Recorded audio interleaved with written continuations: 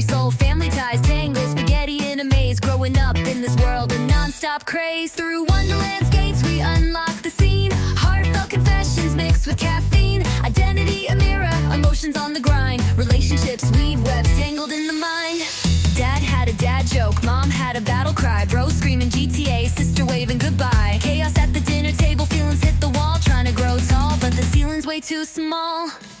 Through Wonderland's gates we unlock the scene. Heartfelt confessions mixed with caffeine. Identity a mirror, emotions on the grind. Relationships weave webs tangled in the mind.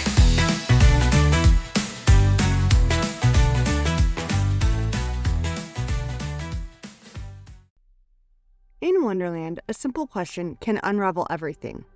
Who are you? The caterpillar asks. And suddenly, Alice isn't so sure. But what if the world has already decided for you? What if family has written your story in ink that doesn't match who you truly are?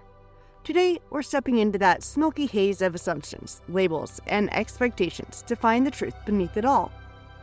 This episode is for anyone who's ever felt misunderstood, misrepresented, or misjudged by the people who are supposed to love and support them. When Alice meets the caterpillar in Alice in Wonderland, he asks her a simple but profound question. Who are you? It's a question that seems like it should be easy to answer, but for Alice, it's anything but. She's confused, unsure, and frankly, a bit lost as she tries to navigate Wonderland. The thing is, the caterpillar's question is about more than just identity. It's about self-discovery, about figuring out who we are in a world that's constantly telling us who we should be. Now, imagine if your family, or even close friends, decided who you were long before you had the chance to figure it out for yourself. Maybe you were labeled as the troublemaker, the quiet one, or the sensitive one. And these labels followed you around, shaping how you saw yourself and how others saw you. It's like the caterpillar's question becomes a burden you have to carry because it's not really about your truth, but rather what others think your truth should be.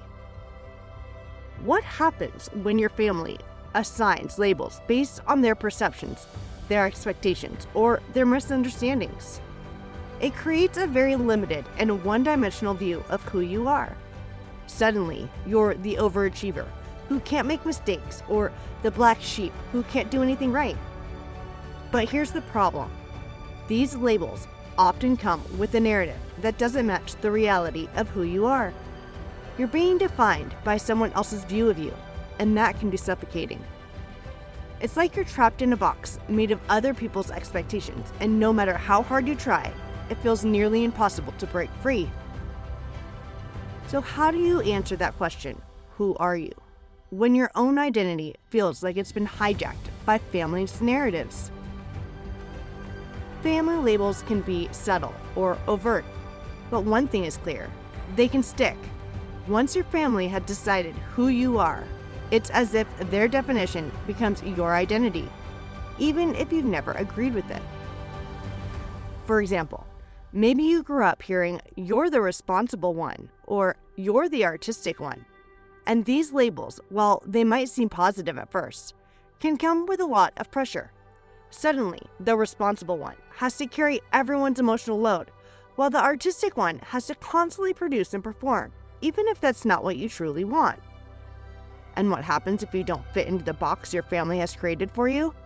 You might feel like you're constantly disappointing them, or worse, you might feel like you don't even belong. If you challenge the label, you might hear, you're being dramatic, or why can't you just be like, insert sibling's name? This kind of labeling can create a deep sense of frustration and isolation. You're trapped in a role that isn't yours, trying to live up to expectations that don't feel right, all while feeling disconnected from the real you.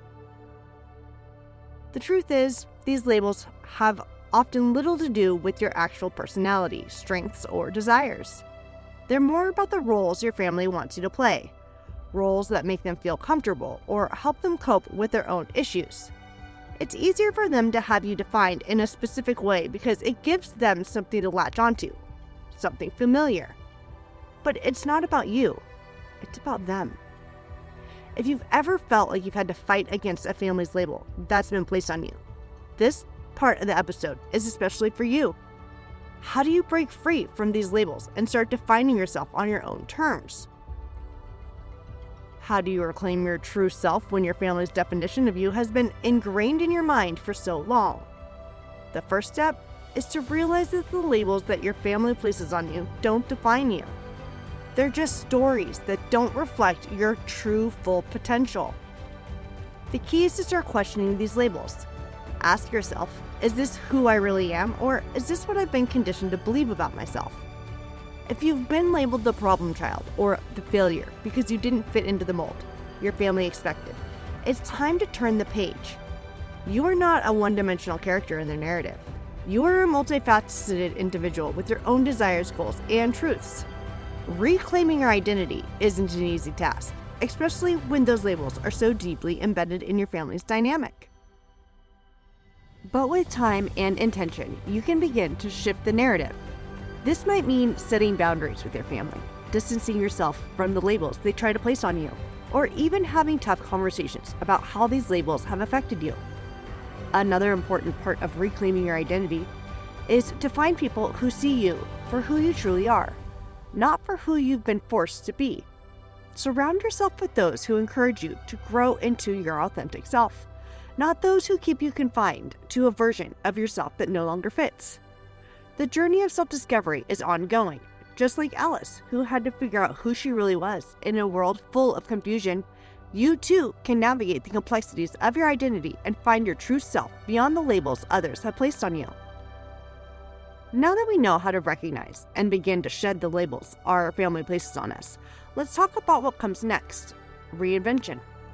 Redefining yourself means not just shaking off old labels, but actively creating a new narrative for your life.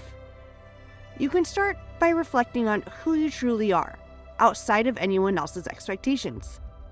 This is your chance to rewrite the story of your life, one that is rooted in your own experiences, your own values, and your own unique qualities.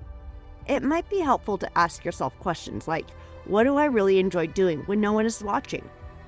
What are my strengths, not just the one others have told me I have? How do I want to be remembered, not just in family history, but in my own life? These questions are a great starting point for breaking free from the limiting labels and stepping into a more authentic version of yourself. One thing to remember as you redefine yourself is that this process is ongoing. You don't have to get it perfect right away. In fact, self-discovery is a lifelong journey. But by embracing who you are, independent of your family's labels, you'll start to find peace and empowerment in your own truth. Before we wrap up today's episode, I want to leave you with a thought from Alice in Wonderland. When Alice finally questions the caterpillar about who she is, she's told she's much bigger on the inside than you might think. That's the truth about you too. The labels your family has placed on you don't define the full scope of who you are. You are much bigger, much more complex, and much more capable of growth and change than any label could ever encapsulate. Thank you for joining me on this journey of self-discovery today. Remember, who you are is something only you can define. Don't let anyone else tell you who you're supposed to be. Until next time, keep unlocking your true self.